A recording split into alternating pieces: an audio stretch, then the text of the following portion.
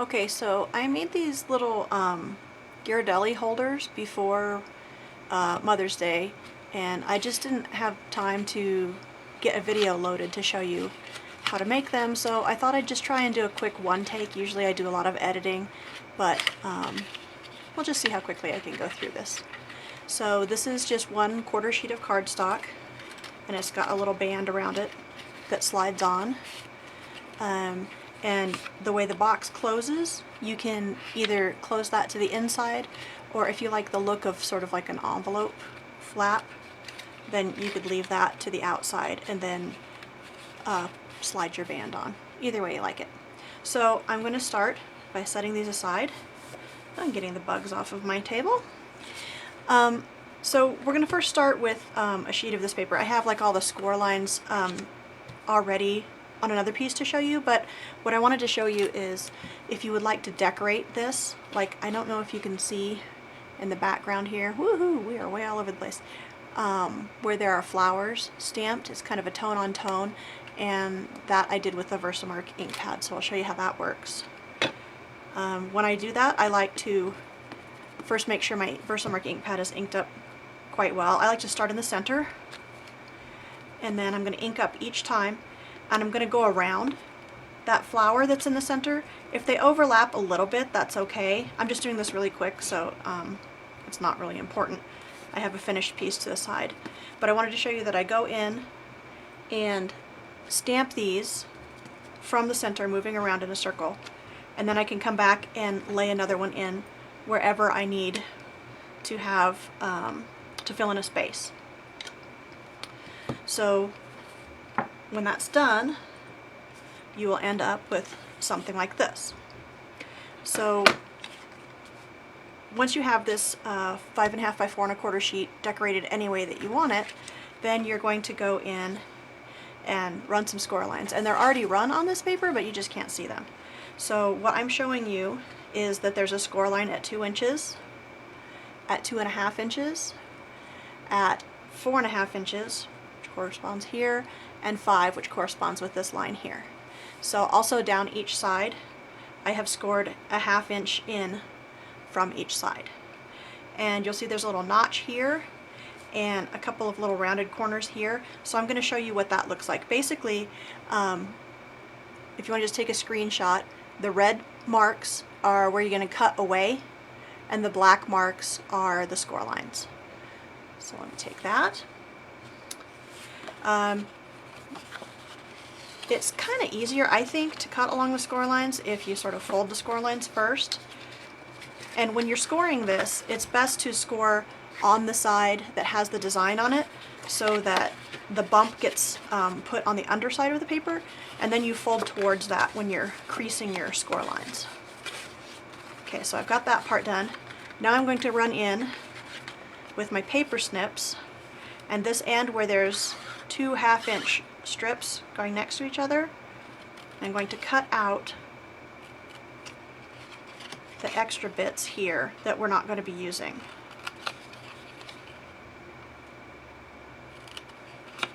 And then I'm going to do that also for this little 1/2 inch thing in the center. If you really want, you can leave that in there and fold it in. My problem is that, you know, if you leave that in there and fold it into the box, then once you fold your box up, you're going to have this thing sort of on the side, and like something that you slide down in there can catch on that and sort of be in the way. So to me, it's just easier to get it out of your way. So this can be kind of a trick to get this cut straight without cutting the other bits off, but there you have it. Okay. So all we have left is that mark that I showed you, the little, I guess, thumb mark to open it, and then the rounding of the corners. You can use a corner rounder to round these corners if you want, but because I'm using the 1/2 inch circle punch to punch this little thumb spot, I just used it to round the corners as well. So to do that, you will take your cardstock and kind of stick it down into the circle punch in between, you know, the cutting surfaces, and then just cut that. Sometimes you have to take your scissors and just trim that a little bit. On this part, I measured, I know my cardstock's 4 1/4, and I know that 2 1/8 of an inch is right in the center, so I actually made just a little dot with my pen. It's just fastest and easiest that way. And then I will center that little dot in my punch and then just punch down. And then all you'll need to do from there, make sure your sides are folded in real well. You're going to pick which side of this wants to be your front. I like the thumb hole to be the front of it when I'm looking at it this way. So that means I'm going to fold these flaps back. So these flaps with the thumb spot on it are the only ones that I'm going to put adhesive on. So to do that quickly, I took my fast fuse, laid some adhesive on there, and then you just pick it up, put those corners in there, and you're just going to line up the one cut side with the score mark on the other side of the box. It's really simple. And since it's all sort of scored square, it is really easy to get the box to just get folded square. Okay, so I designed this to fit, I'll just steal them back out of here, the two Ghirardelli squares inside. There's a little bit of room left on the edges, but I figured it just uses a 5.5 by 4 1/4 sheet so nicely that if you can find other candies that fit in there, hey, go for it. So that's our box. When the box is done, I like to put the candies in there for this next part. And what I did to get the band around here is I took some designer series paper. This is the Watermelon Wonder cardstock and the accompanying Watermelon Wonder patterned paper from the DSP stack for the 2015-2017 in colors. And what I did was, it's better if you think you might want to leave the envelope part out to fold that out while you're putting your little belly band on. So what I did was sort of just line that up and hold it with my thumb, just loosely, you know, fold it around to make the belly band.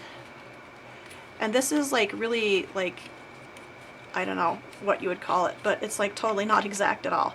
So I took a little bit of fast fuse, just right on the fly, just stick it on there, and then when you're coming back around, just line up that piece to go over the top, and then you've got your belly band.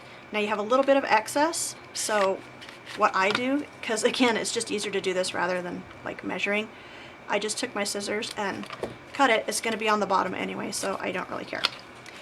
So the belly band goes on right back over there. Sometimes you have to line up the edges. If you do it a little too tight, you have to line up the edges really close, and then you can slide it on. Now of course if I were to tuck that in, then there would be less cardstock taking up the room, so it wouldn't be quite so tight. So that's always an option or solution if you want to look at it that way.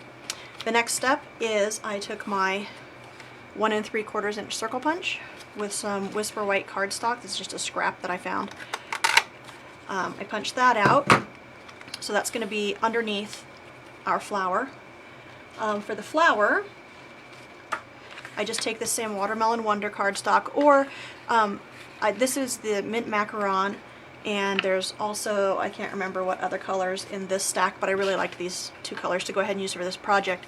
But because they are the in colors, the 2015-2017 in colors, you can get an assortment of cardstock and an assortment of designer series paper that coordinates with it. So you're good to go on having all those little extra pieces. You just need to get some Whisper White cardstock. Okay, so to get the flower, on this particular flower, this is from the Flower Shop stamp set, and you'll see I have an arrow on it. That means I want to stamp it in that direction so that I can come back in with my punch and have that arrow pointing towards the edge of my cardstock and be able to come in easily and match my punch without having to move it around or kind of like cut it out of the paper in order to get the petals to line up. So you can mount yours any way that you like on your stamp, but I like doing it like this so that it lines up.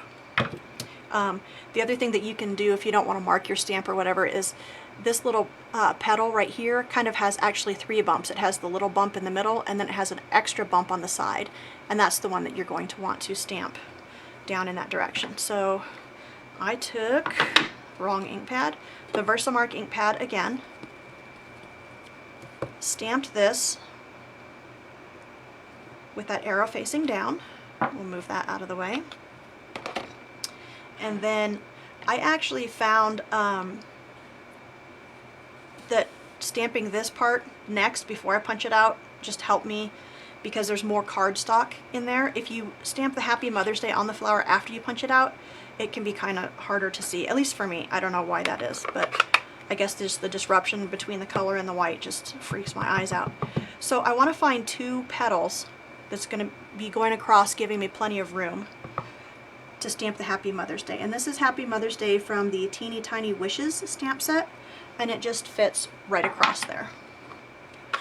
Okay, so then when I go in with my punch, I'm going to line up that center, or that 3 bump petal with the bottom at the center there. And I'll line that up, punch that out. And again, I just have done this while this is like already put together with the candies in it so that you have that pressure to push against. I just took some fast fuse and stuck that right on there, stick that right on there, and then I will take some Stampin' Dimensionals and I'll cut, let's say 3 of them out. This is just the edge of some Stampin' Dimensionals, so it's little pieces. It's basically a half of a Stampin' Dimensional. Let me look and find where the top is. Okay, so I want to put one here, I'll put one here, and then around the bottom-ish. And we're just doing that to hold it on. It's not going to be structurally really anything. So let me take these little covers off, and we just sort of center that on the top there. And then our belly band is still free sliding, and we're good to go. Again, if you would like to fold that in, and if you like that look a little bit better,